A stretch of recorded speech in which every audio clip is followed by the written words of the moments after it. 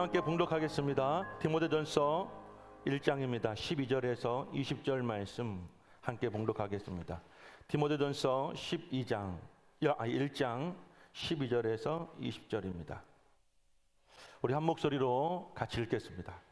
나를 능하게 하신 그리스도 예수 우리 주께 내가 감사함은 나를 충성되이 여겨 내게 직분을 맡기심이니 내가 전에는 비방자요 박해자요 폭행자였으나 도리어 긍휼을 입은 것은 내가 믿지 아니할 때에 알지 못하고 행하였습니다. 우리 주의 은혜가 그리스도 예수 안에 있는 믿음과 사랑과 함께 넘치도록 풍성하였도다. 믿보다 모든 사람이 받을 만한 이 말이여 그리스도 예수께서 죄인을 구원하시려고 세상에 임하셨다 하였도다. 죄인 중에 내가 괴순이라. 그러나 내가 긍휼을 입은 까닭은 예수 그리스도께서 내게 먼저 일체 오래 참으심을 보이사 후에 주를 믿어 영생 얻는 자들에게 본이 되게 하려 하심이라. 영원하신 왕 곧 썩지 아니하고 보이지 아니하고 홀로 하나이신 하나님께 존귀와 영광이 영원 무궁하도록 있을지어다. 아멘. 아들 디모데야, 내가 내게 이 교훈으로서 명하노니 전에 너를 지도한 예언을 따라 그것으로 선한 싸움을 싸우며 믿음과 착한 양심을 가지라. 어떤 이들은 이 양심을 버렸고 그 믿음에 관하여는 파선하였느니라. 그 가운데에 후메네오와 알렉산더가 있으니 내가 사탄에게 내준 것은 그들로 교훈을 받아 신성을 모독하지 못하게 하려 함이라. 아멘.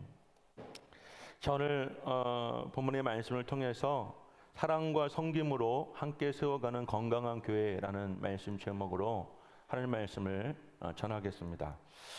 신약성경 27권 중에 절반이 되는 13권을 이르는 사도 바울의 서신은 그의 이 성경 안에서 이 기독교 역사를 차지하는 권위와 그 영향력이 예수 그리스도 이후에 가장 위대한 사도라는 것을 부인할 수 없습니다. 13권의 서신 중에 연대적으로 가장 나중에 기록된 디모데 전후서와 디도서는 목회의 서신이라고 불리는데요. 사도 바울은 3차 전도여행을 마치고 58년에 체포되어서 61년에 로마 감옥에 이송되어집니다. 그리고 3년 만에 1차 석방이 되는데요. 이때에 사도행전에 기록되어지지 않은 사도 바울의 4차 전도 여행이 시작이 됩니다. 이 전도 여행 기간 중에 그레데에 이르렀을 때 이 바울의 제자였던 디도를 그곳에 파송합니다. 담임 목사로. 그리고 에베소에 이르렀을 때에는 가장 사랑하는 아들처럼 여겼던 제자 디모데를 그곳에 담임으로 파송을 하게 됩니다. 그리고 각각 목회자로 남겨두고 바울은 마게도냐로 떠나게 됩니다. 바울은 그가 마지막으로 떠난 전도 여행 중에서 자신이 개척하여 세운 이 교회에 사랑하는 지혜의 제자들, 영적 아들들을 차례로 세워놓고 돌아오는 길에 빌립보에서 디모데 전서와 디도서를 이 선지를 써서 그들에게 보내고 이제 곧바로 2차 투옥이 돼서 로마 감옥에서 마지막으로 디모데 후서를 이제 편지를 쓰고 그가 이제 순교를 하게 됩니다. 그래서 이 디모데 전후서와 디도서를 사도 바울의 서신 중에 목회 서신이라고 합니다. 사도 바울은 바나바와 함께 1차 전도 여행을 가게 됐는데요. 그때 루스드라라고 하는 도시에 이제 도착하게 되어지고 그곳에서 복음을 전하게 됩니다. 루스드라에서 많은 핍박을 받았는데 핍박 중에 복음을 증거하다가 누구를 만나게 되냐면 로이스라고 하는 이 우리 교회로 보면 우리 권사님들 뻘 되시는 어르신과 그리고 유니게라고 하는 그분의 딸을 만나게 됩니다. 로이스와 유니게는 그때 바울과 바나바의 이 말씀을 듣고 그의 열정적인 사역에 은혜를 받고 그때 이제 예수를 믿기로 그들은 다짐을 합니다. 유니게는 이방인 남성과 결혼해서 이 디모데를 낳게 되었는데요. 이때 사도 바울과 디모데가 처음 만나게 되어지고 그들 사이에는 친밀한 관계가 형성이 됩니다. 자, 그러다가 이제 2차 전도 여행이 바울이 시작할 때 디모데와 사도 바울과 바나바가 상당한 갈등을 하고 심하게 다투고 결국은 갈라지게 되는데, 그 이유가 뭐냐면 1차 전도여행 때 바나바의 조카였던 마가 요한을 데리고 같이 갔다가 그만 요한이 중간에 힘들다고 도망을 하게 합니다. 집으로 도망갑니다. 근데 이 바나바는 2차 전도여행 때 다시 마가 요한을 데리고 가자라고 바울에게 요청을 했고, 바울은 그럴 수 없다라고 바나바에게 거부합니다. 그러자 두 사람은 이 마가 요한의 문제로 갈등을 일으키고 결국에는 두 사람이 갈라서게 됩니다. 바나바는 누가를 데리고 떠나버리고, 그리고 바울은 실라를 데리고 이제 다시 각자 다른 선교를 하게 되는데, 바나바는 실라와 함께 1차 전도여행 때 그가 선교했던 이 교회들을 방문하다가 루스드라를 이제 방문하게 됩니다. 그때 그 사이에 이미 그 지역 교회에서 엄청나게 영향력이 있었던, 사람들에게 칭찬을 받고 사람들로 인정을 받았던 디모데를 다시 제외하게 합니다. 두 분이 다시 만나게 됐어요. 디모데를 볼 때 성령이 바울의 마음속에 역사해서 바울의 이 선교 여행에 이 디모데를 합류하게 됩니다. 바울의 2차, 3차 그리고 마지막 그 죽는 순간까지도 그때부터 디모데는 떨어지지 않았고, 여러분들 생사고락을 같이 했고, 또 그리고 모든 바울의 사역의 일정을 이 디모데도 함께 동행을 했습니다. 그래서 바울과 디모데의 관계는 스승과 제자의 관계를 뛰어넘은 영적 아버지와 그리고 영적 아들의 관계로 발전할 수가 있게 된 것입니다.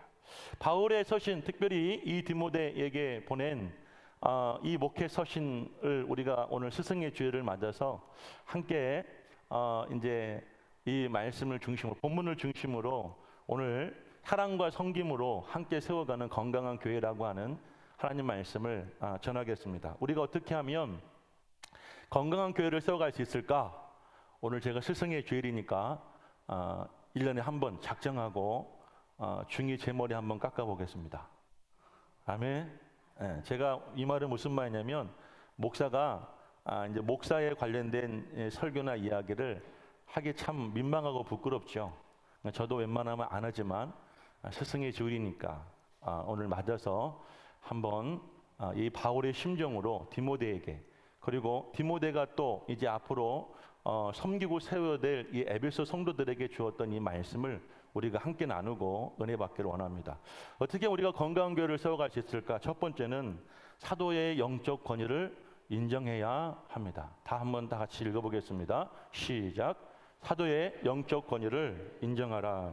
본문 12절부터 17절까지 우리가 읽었던 말씀은 사도 바울의 신앙 간증이라고도 하고, 그리고 자신의 사도의 권위를 증명하는 이야기입니다. 그보다 앞서서 여러분들 우리 1장 1절과 2절 말씀을 우리 한번 읽어보겠습니다. 1장 1절 2절 말씀을 한 목소리 읽어봅니다. 시작. 우리 구주 하나님과 우리의 소망이신 그리스도 예수의 명령을 따라 그리스도 예수의 사도된 바울은 2절 믿음 안에서 참 아들된 디모데에게 편지하노니 하나님 아버지와 그리스도 예수 우리 주께로부터 은혜와 긍휼과 평강이 내게 있을지어다. 당시 사도 바울은 예루살렘 공회로부터 그의 사도권에 대해서 꾸준히 도전을 받고 있었습니다. 그 이유는 바울은 예수님의 12 제자 중에 포함되지 않았어요. 바울은 진골이 아닙니다.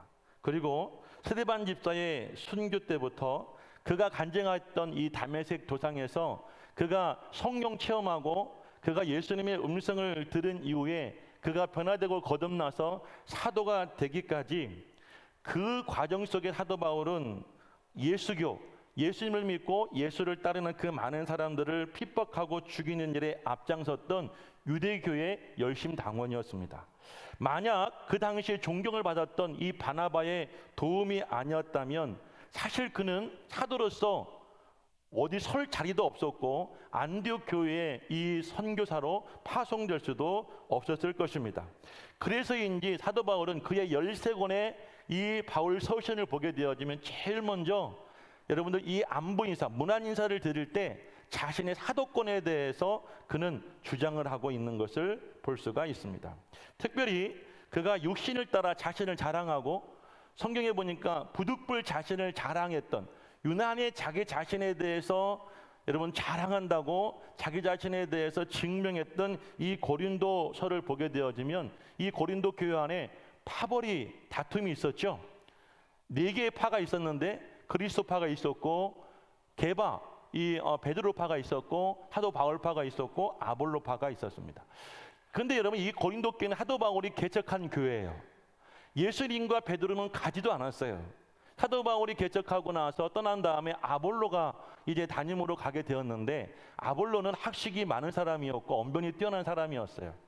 그런데 이 사도 바울은 자신이 말하고 있는 것처럼 언변이 약했어요. 말재주가 없었습니다. 그러니까 설교를 하더라도 재미가 없었고 사람들이 들을 때에는 은혜가 되지 않았어요. 그런데 이 아볼로 목사는 설교를 너무 잘하는 거예요. 은혜가 되는 거예요. 그러니까 그 교회를 바울이 개척했는데도 상도들의 마음속에는 사도 바울을 목사로 인정하지 않고 아볼로를 더 사랑했어요. 그리고 왜 그 교회 안에 게바파가 있었을까요? 베드로는 순수 혈통, 예수님의 12 제자 중에 여러분 수제자 아닙니까? 그러다 보니까 이 사람들은 자신이 경험하지도 않은 그 베드로를 좋아하고 따르는 사람들도 교회 안에 있었더라는 사실이죠. 고린도 교회뿐만 아니라 지금 이 디모데가 사역하고 있는 에베소 교회 내에서도 이 문헌을 보게 되어지면 그 성도들이 사도 바울을 인정해 주지 않는 거예요. 이 에베소 교회도 바울이 개척한 교회예요. 바울이 선교하고 바울이 복음 전하여 세운 교회가 바로 이 에베소 교회. 그런데도 불구하고 성도들은 바울을 인정해 주지를 않습니다. 그래서 바울은 자신을 우리 구주 하나님과 우리의 소망 되신 그리스도 예수의 명령을 따라서 그리스도 예수의 사도라고 자신을 소개합니다. 자신이 교회가 사도가 된 것은 구주가 되신 하나님과 소망 되신 그리스도 예수의 명령을 따르는 것이다. 그러니까 자신의 사도권이 인간에 의해서 기원된 것이 아니라 여러분들 하나님께서 세우신 것이고 예수님의 명령으로 내가 이 자리에 선 것이다, 이 일을 하고 있는 것이다 라고 말하는 당시 사람들의 주장과 자신의 주장이 반대되고 있음을 바울은 이렇게 피력을 하고 있는 것입니다. 여기 사도란 말은 무슨 뜻이냐면 보내어지다, 파송하다라는 그런 뜻입니다. 사도라는 어떤 사람이냐면 권위 있는 자의 지시를 받아 보냄을 받거나 그 사람의 메시지를 전달하는 사람이 바로 사도예요. 여기서 사도 바울은 자신이 누구의 사도라고 얘기합니까? 구주가 되신 하나님, 그렇죠? 그리고 예수 그리스도의 사도라고 이야기하는 것은 결국 무슨 말이에요? 나는 하나님과 예수 그리스도로부터 여러분의 사도로 보내심을 받고 여러분에게 그분의 말씀을 증거하기 위하여 파송되어진 사도입니다 라는 자기 주장의 말씀인 줄로 믿습니다. 조직신학에서 말하는 교회의 속성에는 총 6가지가 있습니다. 첫 번째는 통일성이 있고, 두 번째는 거룩성, 세 번째는 보편성, 생명성, 무엇성, 마지막으로 사도성이 있습니다. 자, 조직성에서 말하는 이 교회의 사도의 역할은 무엇이냐면 교회의 설립이 복음에 대한 사도들의 공헌을 매개로 하며 사도들의 가르침에 충실해야 함을 말하는 것입니다. 다시 한번, 교회의 설립은 사도들의 희생과 헌신을 기반으로 하고 이 사도들은 철저하게 교회 안에서 성도들에게 하나님의 말씀, 복음을 가르치는 사명을 감당하는 사람들이 바로 사도였다는 것입니다. 그래서 오늘 본문 12절에 17절까지 말씀을 보게 되어지면 사도 바울은 신앙 간증을 통해서 이 간증 가운데 어떤 내용을 포함하고 있냐면 내가 여러분의 사도가 된 것, 그 모든 과정을 담고 있는데요. 12절 말씀을 보게 되어지면 나를 능하게 하신 그리스도 예수, 그리고 나를 충성되이 여겨 내게 직분을 맡기심이니라는 말씀이 있어요. 그러니까 그는 자신의 감사는 자신을 충성된 종으로 여겨서 자신에게 모든 이방인들이 예수를 믿고 구원받게 하는 사도의 직분을 맡겨주신 예수 그리스도께 자신으로 하여금 이 복음 사역을 감당할 수 있는 능력을 주셨음에 바울은 감사하고 있는 거예요. 믿으시면 아멘 하시길 바라요. 13절 말씀을 보게 되어지면 자신은 과거에 예수를 믿지 않았고 그리고 알지 못했기 때문에 핍박하였고, 그리고 비방하였고, 그리고 여러분들 박해하였고, 그리고 자신이 폭행자였다. 여러분들 심지어 15절 말씀에 보면 나는 죄인 중에 괴수다라고 말하죠. 자신이 이 죄인이 되었던 이유, 자신이 박해자가 되었던 이유는 내가 예수를 알지를 못했고 예수를 믿지 않았기 때문이었다고 바울은 그렇게 고백을 하는 거예요. 그러니까 지금 이 모든 과정을 보게 되어지면 그 당시에 사람들이 사도 바울을 사도로 인정하지 않는 여러 가지 이유들을 바울은 조목조목 하나하나씩 그 이유를 이야기하며 여러분들 그것에 대해서 반박하고 있는 것이에요. 내가 박해하였고 핍박하였고 폭행하였던 것은 당시에 내가 예수를 믿지 못했고 예수를 알지 못했기 때문이에요. 그런데 내가 지금 하나님께 감사하는 것은 그런 예수께서 나에게 사도의 사명을 주셨고 나에게 능력을 주셔서 지금 내가 이 일을 감당하고 있는 것이에요 라고 말하는 것입니다. 그러면서 사도는 무슨 일을 하고 있는가? 16절 말씀에 그는 이렇게 말합니다. 다 같이 16절 말씀을 우리 함께 읽어봅니다. 시작. 그러나 내가 긍휼을 입은 까닭은 예수 그리스도께서 내게 먼저 일체 오래 참으심으로 보이사 후에 주를 믿어 영생 얻는 자들에게 본이 되게 하려 하심이라. 아멘. 자, 자신이 사도가 되기까지 자기가 이 다메섹 도상에서 정말 이 다메섹에 숨어있는 사람들을 고발하고 찾아서 그들을 옥에 가두고 죽이려고 했던 그런 도끼 어린 마음으로 군사들을 데리고 가던 길에 그 도상에서 예수를 만나죠. 그 예수를 만났는데 바울이 묻잖아요. 누구십니까? 라고 말하자 나는 네가 핍박하는 예수라고 말하는 그 말씀을 듣자 바울은 그 자리에서 고꾸라지고 회개하고 그는 그 자리에서 예수를 믿게 되잖아요.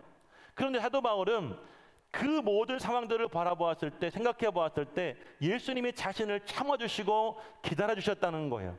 나는 그 기다려주심과 참아주심의 은혜를 받아 구원을 받았고 심지어 하나님께 나에게 명령하시고 사도의 직분을 주셔서 내가 너희들을 위해서 무슨 일을 하고 있느냐면 나도 오래 참고 있는 것이다. 이게 사도다라고 바울은 그렇게 말을 하고 있는 것입니다. 인간적으로 볼 때 담임 목사가 여러분보다 인격적으로 그리고 지식적으로 사회적으로 참 부족함이 많죠. 그리고 특별히 우리 꿈의 교회는 우리 대한민국 안에 대형 교단이라고 하는 장로교와 감리교와 성결교단이 아닌 정말 작은 군소교단인 나사렛 성결교단입니다. 우리 교회는 방명도 안 되는 작은 그런 교회의 담임 목사입니다. 그런데 여러분 저는 정식 인가를 받은 나사렛 대학에서 4년 신학을 전공했고 그리고 3년 신학대학원 과정을 마쳤습니다. 전도사로 인준을 받아 5년의 수련 과정을 마쳤고 저는 목사고시에 통과하고 그리고 비라상과 같은 선배 목사님들과의 면접에서 인정받아서 나사렛 성결교단의 목사로 안수를 받았습니다.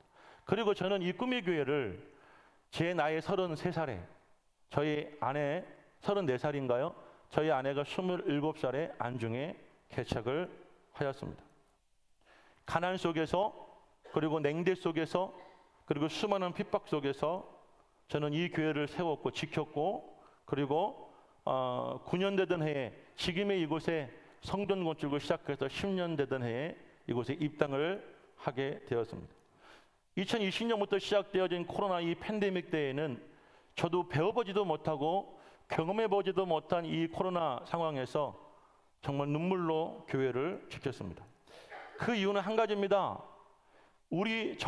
여러분과 저의 구주가 되신 하나님과 소망 되신 예수 그리스도께서 저에게 우리 가정에게 꿈의 교회를 세우고 꿈의 교회를 지키고 꿈의 교회를 통하여 많은 성도들을 구원할 수 있는 그 사명을 주셨고 그 사명을 저에게 명령하셨기 때문입니다. 사람들이 만들어 놓은 목회자 훈련 과정을 다 마치고 목사 안수를 받았다 해서 다 할 수 있는 일이 아닙니다. 교회도 성도도 아무것도 없었을 때 하나님과 예수 그리스도로부터 목사의 사명을 받았고 지금 이 꿈의 교회를 소망하고 꿈꾸고 저는 개척하여 지금까지 이 교회를 세워왔습니다. 그래서 지금까지 14년 동안 우리 교회에서 여러분의 담임 목사로 섬길 수 있었던 이유는 예수님께서 나에게 오래 참으심으로 본을 보이셨기 때문에 그 예수님의 은혜와 그리고 넘치는 사랑으로 예수님이 저에게 꿈의 교회 담임 목사와 그리고 여러분의 사도로 세워주심에 저는 모범이 되고 모범이 된 삶을 살고자 지금까지 이 교회를 지켜왔습니다. 저도 많은 유혹이 있었습니다. 힘들고 어려울 때 그만두고 싶은 마음도 있었고, 그리고 다른 교회로 부임해 가고 싶은 유혹도 있었습니다. 그리고 결정적으로 우리 꿈의 교회가 이곳에 성전 부지를 구입하기 위해서 계약을 하고, 그리고 이제 중도금을 치르고 마지막 잔금을 치르기 직전에 안중에 있는 모 교회에서 세 분의 성도가 저를 찾아와 청빙을 했습니다. 사실 그 교회는 저도 이 부지를 사기 전에 기도했던 교회입니다. 가고 싶었던 교회고, 목사라고 한다면 누구든지 꿈꾸고 싶은 교회 중에 한 교회였습니다. 그런데 저는 그 당시에 2시간 동안 그분들과 만나면서 제 머릿속에 떠나지 않은 단 한 가지 생각은 그거였습니다. 그분들의 조건은 그거였어요. 아무 조건 없고 저와 꿈의 교회 성도들이 함께 그 교회에 들어와서 함께 교회를 세워가자는 거예요. 그 교회는 역사가 오래된 교회였고 성도가 많았지만 이제 오래되면서 젊은 성도가 없고 아이들이 없었어요. 어른들은 많았지만, 연세 드신 분들은 많았지만 우리 교회처럼 30대 40대 젊은 분들이 없었어요. 말씀을 제 머릿속에 어떤 생각이 들었냐면, 우리가 굴러온 돌이 될 텐데 저는 그 교회에 가서 담임 목사로 인정을 받고 그분들에게 존중을 받을 수 있을지 몰라도, 여러분들은 그 교인들이 볼 때는 굴러온 돌인데 아무리 굴러온 돌이 예쁘고 착하고 잘하더라도 박힌 돌이 얼마나 그거에 대해서 서운해할 수도 있고 기분 상해할 수도 있고 여러분을 핍박할 수 있지 않을까요? 저는 그런 마음에 그분들을 돌려보냈습니다. 거절했습니다. 그리고 이곳에 건축을 했고, 그리고 지금까지 여러분과 함께 교회를 세워왔습니다. 사랑하는 여러분들, 그러므로 여러분들이 인간적이고 세상적인 그 생각과 가치관이 이 교회 안에서 한 몸이 되어지고 하나가 되어져야 합니다. 저는 제 인생을 다 포기하고 제 가장 아름다웠던 30대와 가장 열정 있는 이 40대를 이 꿈의 교회에 헌신했고 여러분들을 위해서 살아왔습니다. 저는 여러분들이 즐거우면 같이 즐거웠습니다. 저는 교회에서 살고 임대 아파트 살 때에도 여러분이 집을 샀다고 그러면 함께 찾아가서 박수 쳐주고 함께 기뻐해 주었어요. 여러분들이 차를 샀다고 그러면 저도 함께 그 차에 올라타서 내 차인 것 마냥 저도 즐거워해주고 기뻐했어요. 여러분 자녀들이 잘 되고 사업이 잘 되고 여러분들이 잘 되는 일이 있으면 박수를 쳐주고 진심으로 그 기쁨을 함께 했어요. 슬퍼하고 힘들고 어려울 때 저는 외면하지 않았죠. 그렇죠? 그리고 그 고통과 슬픔을 나누었어요. 할 수만 있으면 제가 여러분과 함께 울어주고 여러분의 그 어려운 문제를 같이 여러분들 뛰어들어가서 같이 그 문제 속에서 몸부림을 쳤습니다. 만약 그것을 경험하시고 아시는 분이라 하신다면 시간이 지나고 여러분 이렇게 이 자리까지 왔는데, 이 자리에 보면 여러분은, 저는 여러분보다 절대 나이가 많아질 수가 없는 분도 계시죠. 여러분보다 절대 배움이 많아질 수 없는 분도 계시죠. 그렇다 할지라도 사도 바울은 지금 저는 심정을 이 말씀을 준비하며 묵상해 보았습니다. 사도 바울도 이방인의 사도로 부르심을 받기 전에는 그는 가말리엘 문화에서 가장 최고의 수제자로 뽑혔던 사람이에요. 그는 유대 사회에서 그는 여러분들 정말 출세의 그런 가도를 달렸던 성공의 길을 걸었던 사람이 예수를 만나고 나서 그것을 다 죄로 여기고 그것을 여러분을 걸음으로 여기고 돌아보지도 않았어요.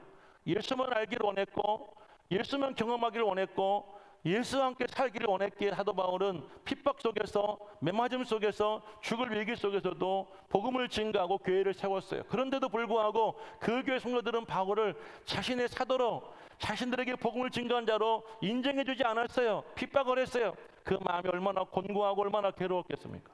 사랑하는 여러분들, 부탁드립니다. 여러분 보시기에 제가 참 부족할지 몰라요. 주변에 큰 교회도 있고 그 교회에 훌륭한 목사님들이 계실 거예요. 큰 하나님께서 저와 여러분들을 만나게 하신 것은 하나님의 섭리고 하나님의 역사이고 하나님의 여러분들 은혜인 줄 저는 그렇게 믿습니다. 저는 지금까지처럼 앞으로 여러분을 사랑하고 섬길 것입니다.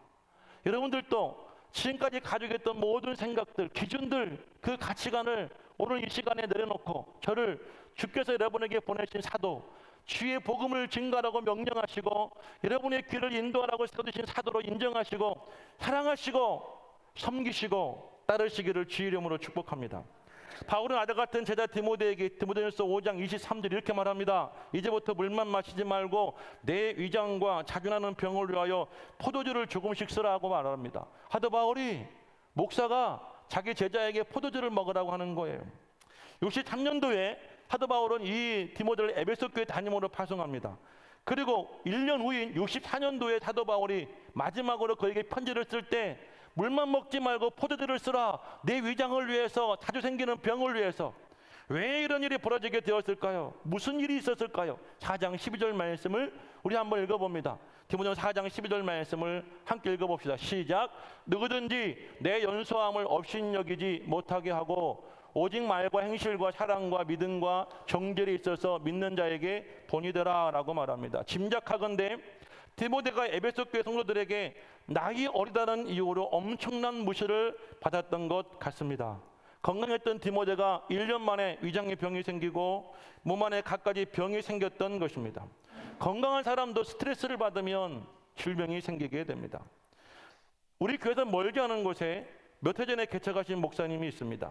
2층은 교회로 1층은 카페로 임대하여 개척을 했는데 몇 년 동안 사모님이 카페를 운영하시다 최근에 말기 암 환자가 되셨습니다. 원인은 스트레스라고 합니다. 그 사모님은 자신을 찾아온 목회자들과 사모들에게 한결같은 말씀을 이렇게 말씀하십니다. 절대 스트레스 받고 목회하지 마시라고요. 돈 때문에 스트레스 받지 말고, 사역 때문에 스트레스 받지 말고, 성도 때문에 스트레스 받지 말라며 그분은 그렇게 권면하고 계신다고 합니다. 여러분처럼 힘든 일을 하지 않는 목회자 부부가 왜 갑자기 병에 걸려, 왜 갑자기 죽는 이유가 무엇일까요?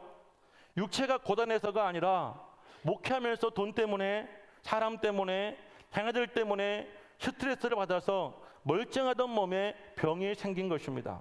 특히 목사보다 사모가 더 합니다. 저는 이 시간을 여러분에게 부탁합니다. 저희 아내 더 이상 이제 차량운행 좀 졸업시켜 주십시오. 개척하고 지금까지 14년 동안 주일날 차량운행 저희 아내가 합니다. 물론 중간에 남성교회에서 몇 년 감당하셨죠. 그러다가 언젠가 다시 저희 아내가 차량운행을 합니다. 물론 아침에 가서 모셔오는 것은 그렇다고 합니다. 여러분들이 피곤하고 힘드니까 교회 오는 시간 그래도 벌어주고 여유 있게 교회 오라고 사모할 수 있습니다. 그런데 주일날 사모가 하는 일이 너무나 많아요. 여러분들 사모는 예배를 마치면 저보다 더 바쁩니다. 특별히 처음 온 사람들. 우리 교회는 그래도 남성보다 여성이 많이 오잖아요.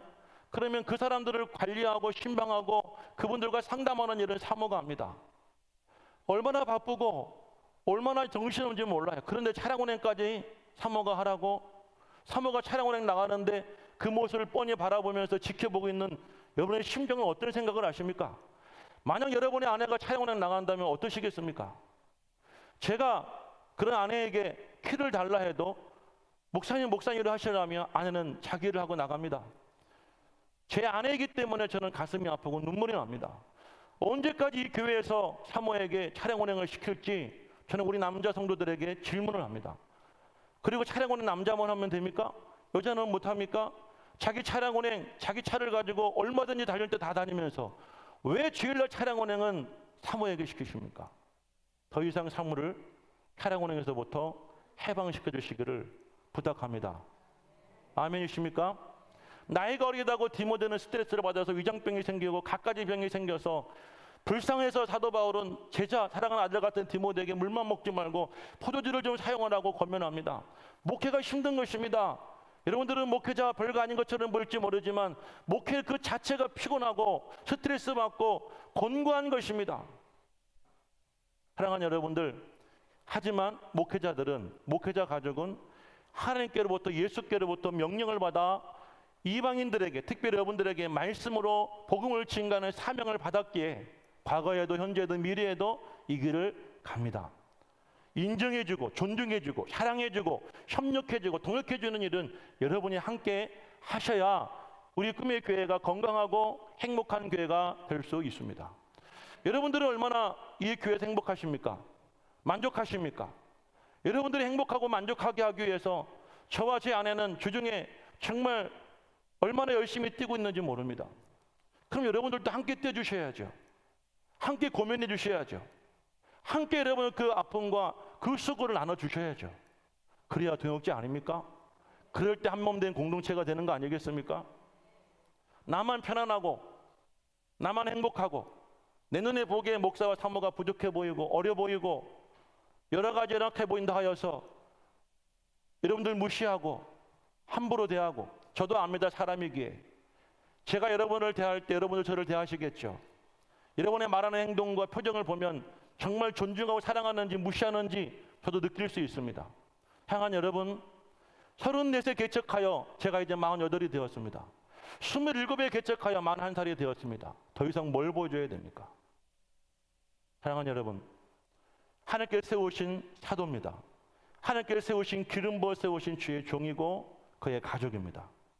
다른 사람은 몰라도 이 믿음의 이 꿈의 교회라는 공동체 안에서는 여러분들이 사랑해주고 여러분이 존중해주고 아껴주고 축복해 주어야 끝까지 완주할 수 있을 것이라고 저는 그렇게 확신합니다. 두 번째는 어떻게 우리가 함께 건강한 교회를 세울 수 있을 것인가? 믿음의 선한 싸움을 해야 합니다.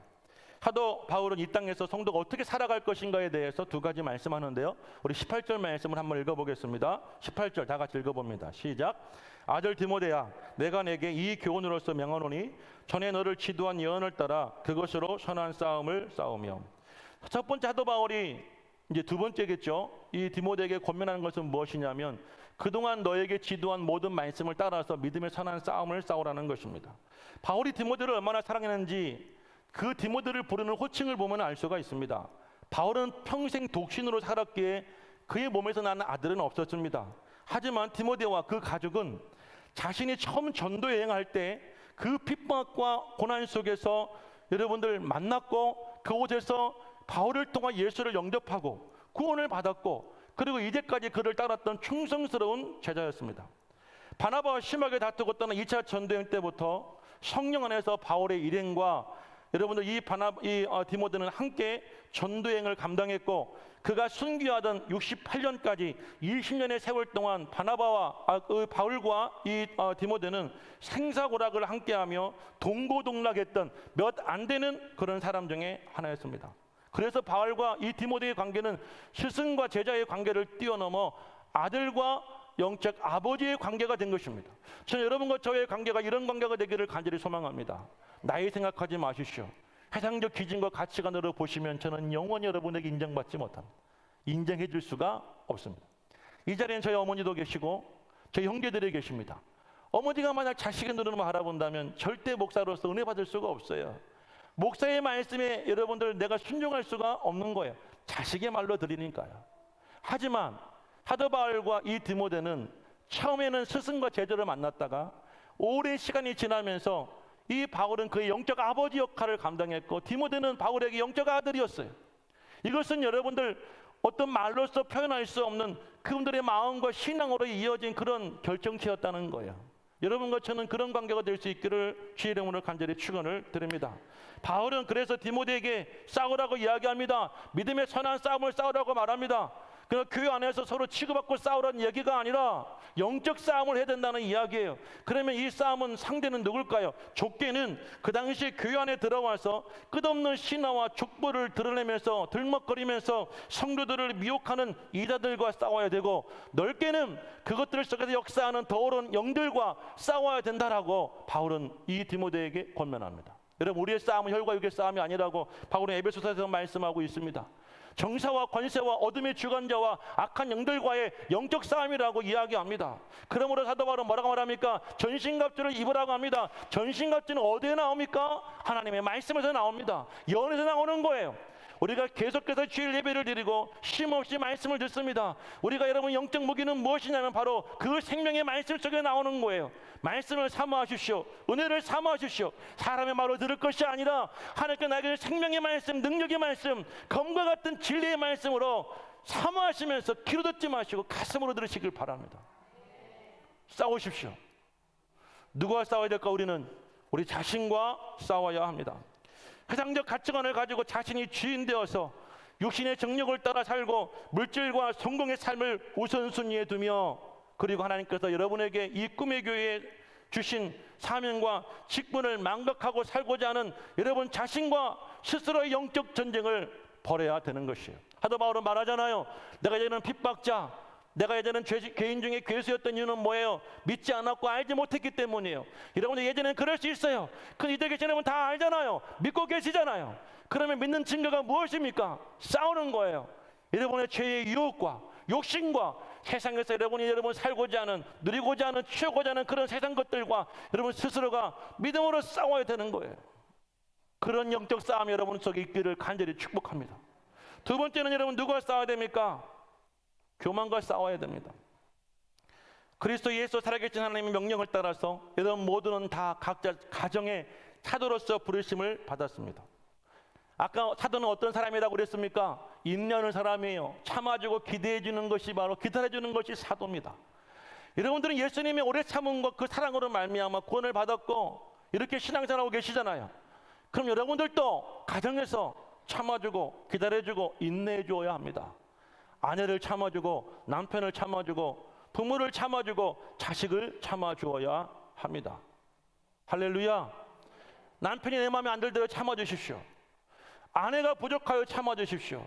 자식이 전무장적고리로 참아주시고 부모가 마음에 안 들어도 끝까지 참고 말씀 안에서 믿음으로 싸워가는 것이 성도입니다. 가정의 사도임을 믿으시기를 주의 이름으로 간절히 축원을 드립니다. 할렐루야.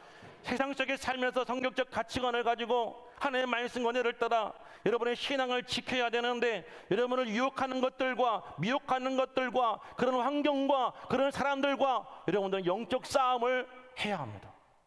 주일날 예배를 드리기 위해서는 토요일날 적어도 하루만큼은 여러분들 절제하십시오. 할렐루야. 일찍 주무십시오. 일찍 주무셔야 예배 시간에 안 졸죠. 술을 금하십시오. 술을 안 먹어야 토요일, 주일날 일찍 일어나서 교회 맨정신으로 예배를 드리죠. 물론 괜찮습니다. 저는 이해합니다. 교회 오실 때 담배를 먹고 오셔도 술을 잡수고 오셔도 저는 인간적으로 이해가 됩니다만은 그것들이 과연 여러분의 경건 생활에 도움이 될까요? 어떻게 생각하십니까? 자신과 싸우셔야 됩니다. 환경과 싸워야 됩니다. 모든 악한 영들과 싸울 수 있기를 간절히 축복합니다.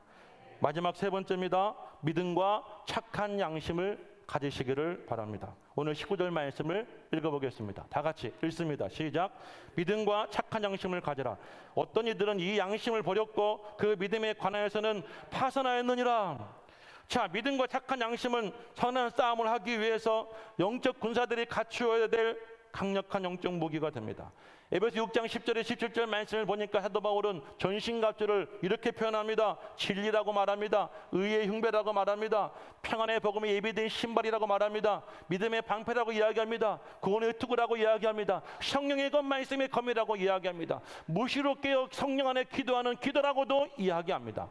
그런데 오늘 바울은 이 디모데에게 그것을 두 가지로 요약해서 이렇게 말을 합니다. 여러분, 믿음과 착한 양심을 가지라는 것입니다.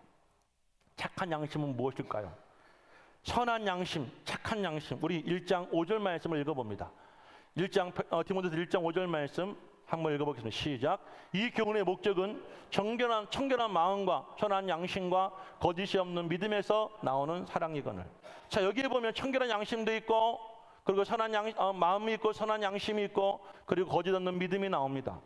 자, 착한 양심, 선한 양심이란 무엇이냐? 모든 인간이 보편적으로 보고 인식하는 것입니다. 다시 말씀드립니다. 모든 인간이 보편적으로 보고 인식하는 것. 그것은 자신의 이익만을 고려하여 독단적으로 판단하는 것이 아니라 공동의 선을 추구하는 것이 바로 문자적 의미에서 착한 양심입니다. 교회 내에서 자신의 경험과 생각을 주장하여 관철시키려는 분들이 있습니다. 하나님과 교회와 성도를 향한 사랑의 부재에서 나오는 교만한 행동입니다. 예수 그리스도께서는 그 사랑을 자신의 몸으로 실천해 보이셨습니다. 자신을 부인하고 자기의 십자가를 지고 그 십자가에서 물과 피를 다 쏟으심으로 말미암아 인류 구원의 사랑을 완성해 주셨습니다. 할렐루야. 하나님의 복음에서 비롯된 착한 양심은 자신의 이익만을 고려한 독단적인 판단에서 비롯된 것이 아니라 교회 공동체 모두의 선을 추구하는 것입니다. 아멘. 쉽게 말하면 불만이 있어도 그것을 밖으로 표현하지 말라는 거. 불평하지 말라는 거. 집에 가서 엄마 아빠에게 불만 얘기해 보십시오. 잘한다고 하시겠습니까? 매를 한 대 더 버시겠습니까? 야 이놈의 새끼야, 네 아버지는 너를 위해서 얼마나 고생하는 줄 알아? 내가 너 때문에 힘들고 어려운 일을 얼마나 하는데 포기하고 그만두고 싶은 거 내가 오늘 이 약 물고 참았는데 네가 나한테 불만이야? 오히려 더 혼나겠죠. 공동체에서 우리가 많은 성도가 함께 이 교회를 세워가다 보면 때로는 불평이 있고 불만이 있고 부족한 부분이 있습니다. 그러다 할지라도 우리 공동체 모두의 선을 위해서는 내가 그를 참을 수 있어야 됩니다. 그 참는 마음을 가리켜서 선한 양심이라고 합니다. 내가 말을 하기 전에 먼저 여러분이 가서 그 문제를 한번 해결해 볼 수 있기를 주의 이름으로 오늘 간절히 축복합니다. 그 문제 속에 들어가서 여러분들 그 문제와 함께 씨름하고 싸워가면서 그 문제를 없앨 수 있는 능력의 성도가 다 될 수 있기를 간절히 부탁을 드립니다. 그리고 마지막으로는 거짓 없는 믿음입니다. 거짓 없는 믿음이란 가장하지 않고 꾸미지 않는 믿음이란 뜻입니다. 이러한 표현은 주로 연극에서 사용되었는데 연극 무대에서 배우가 자신의 참된 모습을 숨기기 위해서 가면을 쓴 것, 이것을 가리켜서 거짓 없는 믿음이라는 거예요.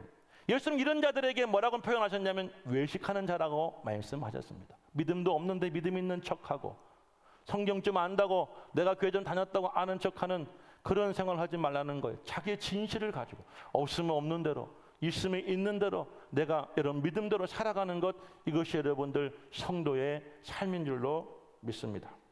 가면을 쓰고 에베소 교회에 들어와서 성도를 미혹하고 유혹했던 이단과 그 많은 거짓 교사들은 결국 자신들의 그 말로 인해서 교회에 분란을 만들었고 교회를 어지럽혔지만 묵묵하게 자신이 가지고 있는 자신 속에 있는 그 믿음을 가지고 순종한 성도들은 교회의 성장과 부흥의 역사의 주역이 되었던 줄로 믿습니다. 여러분들 그런데 오늘 말씀을 보면 가슴 아픈 사람들이 증가합니다. 어떤 이들은 이 믿음에 관하여 파산하였고 어떤 이들은 이 양심을 버렸다고 이야기합니다. 대표적으로 20절 말씀해 보니까 바울은 너무나 가슴 아픈 이름을, 두 사람의 이름을 말합니다. 한 사람은 후메네오와 또 한 사람은 알렉산더가 있다고 말합니다. 그러면서 이렇게 덧붙여 말합니다. 내가 사탄에게 내준 것은 그들로 교훈을 받아 신생을 모독하지 못하게 하려 합니다. 사랑하는 여러분, 우리 교회 안에도 믿음의 싸움을 싸우다가 결국은 파산하고 믿음을 떠나고 그리고 여러분 그 선한 양심을 버리고 교회를 떠나거나 신앙생활을 멀리하는 사람도 있죠. 그건 무엇일까요? 우리에게 본이 되게 하려 함이라는 것입니다. 결론을 짓겠습니다. 사랑하는 여러분, 저에게 꿈의 교회는, 우리 교회 꿈의 교회는 저의 전부입니다. 단순히 여러분들 돈만 이곳에 다 썼다고 그래서 저에게 전부가 된 것이 아니에요. 저는 인생을 다 바쳤습니다. 제 몸을 다 이곳에 바쳤습니다. 제 후배 목사가 저한테 농담으로 이런 얘기합니다. 목사님이 언젠가 손목에 터널 증후군 하나만 생기면 예수님처럼 될 것 같아요. 아킬레스건 2개 다 끊어졌죠. 물론 제가 운동을 좋아하지만 남성교회 부흥시켜보겠다고 제가 주일 예배 끝나고 남성교회들과 함께 공을 차다가 아킬레스건 다 끊어졌죠. 성중건축하고 옥상에서 이 수채 이 배수구에 낙엽이 막혀서 비가 멈췄는데 주일날 예배를 마치고 보니까 쫄쫄쫄쫄 물이 나와서 부목사에게 옥상 올라가라고 밑에서 사람들을 잡아주고 궁금해서 쫓아 올라가다가 부목사가 그만 그 앞에 있는 이 구멍에 있는 쓰레기를 치우는 바람에 그 사다리가 미끄러져 제가 떨어지는 바람에 허리를 다쳤죠. 겉으로 볼 때 멀쩡할지 몰라도 상한 곳이 없습니다. 그 순간 저는 다 포기하고 그만두고 싶은 마음이었습니다. 떨어지고 제일 먼저 제가 했던 이야기가 주님 감사합니다가 아니었어요. 힘들다, 그만하고 싶다였어요. 외로웠어요. 1시간 동안 옥상에서 비를 맞고 여기 있는 청년들이 다 그 증인들입니다. 떨어졌는데 119를 기다리는 그 1시간 동안 비가 오는 거예요. 우리 저 뒤에 있는 병진 청년, 우리 찬호 청년이 우산을 가져와서 꼼짝달싹보다는 저에게 우산을 씌워주면서 발을 동동 걸었어요. 그러면서 저는 이 교회를 세웠고 지켜왔습니다. 잘난 것 없어요. 똑똑하지 않아요. 제가 인격이 좋지도 않아요. 하지만 저는 하나님께서 세우시고 명령하신 사도로서 이 교회를 지키고 앞으로 지켜갈 겁니다. 인정하십시오. 존중하십시오. 여러분 무시하면 여러분들이 세워집니까? 여러분들이 하대하고 함부로 대하면 여러분들이 인정받겠습니까? 같이 세워지고 같이 망하는 겁니다. 저는 밖에 나가서 여러분 욕하지 않습니다. 여러분 칭찬합니다. 자랑합니다. 많은 목사님들은 꿈의 교회를 그렇게 그리워하고 꿈의 교회를 그렇게 사모합니다. 나도 저기서 목회하고 싶다고요. 모든 목사들이 목회하고 싶은 그런 교회를 저와 여러분들이 함께 세워갔으면 좋겠습니다. 믿음의 선한 싸움을 싸우십시오. 자신과 환경과 여러 가지 주변의 사람들과 영적 싸움을 하시기를 바랍니다. 선한 양심, 착한 양심을 지키십시오. 그리고 여러분 끝까지 여러분은 가면 쓰지 마시고 여러분의 그 믿음의 실체 안에서 여러분의 그 자리에서 순종하며 헌신할 수 있는 그런 믿음의 거룩한 주님의 제자가 다 될 수 있기를 주님을 간절히 소망합니다. 우리 마지막 불렀던 찬양이죠. 주님이 올라가신 그